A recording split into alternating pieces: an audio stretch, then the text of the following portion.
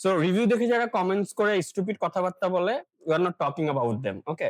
So আজকে আমরা বলবো যে এই বিষয়টা সেটা হচ্ছে যে যারা আসলে আমাদের রিভিউ দেখে আমাদেরকে নক করছেন এবং বলার চেষ্টা করছেন যে আসলে কিভাবে বিজনেসের গ্রোথ বাড়াবেন, সেলস বাড়াবেন। বাট দেখেন একবার চিন্তা করেন হুট করে কোনো বিজনেসেরই সেলস বা গ্রোথ বাড়ে না। ওকে?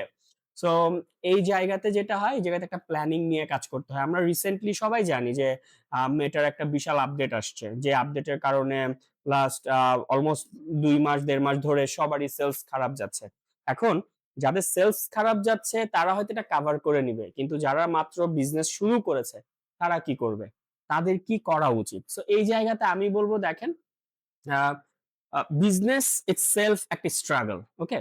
সো আপনার যেটা এই মুহূর্তে অনেক বেশি দরকার, অনেক বেশি ইম্পোর্টেন্ট সেটা হচ্ছে proper planning with the technology, right? ধরেন মেটার যে আপডেট গুলো আসতেছে, সেই আপডেটের সাথে নিজেকে অ্যাডজাস্ট করে আপনার স্ট্র্যাটেজিক্যাল প্ল্যান হওয়া উচিত।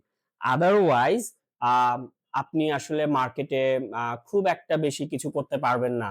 আর যদি আপনার সেই জায়গায় বাজেট লিমিটেশনস থাকে, প্রোডাক্ট লিমিটেশনস থাকে, ইভেন উই নো যে একেকটা বিজনেসের বিভিন্ন ধরনের লিমিটেশনস থাকে। সো ইন দ্যাট কেস আপনাকে যেটা করা লাগবে, আপনাকে ডেফিনিটলি এইটা মেক সিউর করা লাগবে যে টেকনোলজিক্যাল যে ব্যারিয়ার গুলো আপনার আছে, হ্যাঁ? বা স্ট্র্যাটেজিক্যাল যে ব্যারিয়ার গুলো আছে, সেগুলো যেন আপনি প্রপারলি ওভারকাম করেছেন।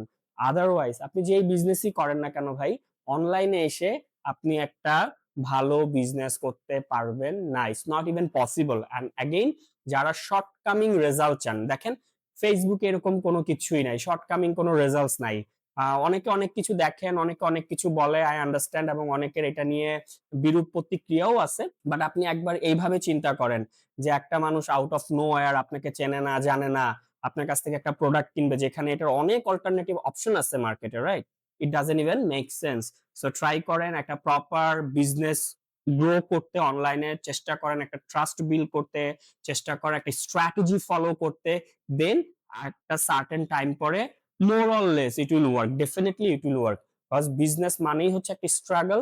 সাকসেসের গল্পের মধ্যে নিজেকে হারায় ফেললেন না, কারণ হচ্ছে সাকসেস অনেক কিছু, অনেক স্যাক্রিফাইসের পরে সাকসেসটা আসে আর কি। Okay? So that's all from my side actually. And যদি আপনাদের এই বিষয়ে কোনো আলোচনা, কোনো ডিসকাশনের দরকার হয়, অ্যাডভাইস আপনাদের সাথে আছে, সব সময় যেকোনো সময় যেকোনো আলোচনার জন্য আমাদেরকে ইনবক্স করতে পারেন। চাইলে সরাসরি আমাদের অফিসে এসেও কথা বলতে পারেন।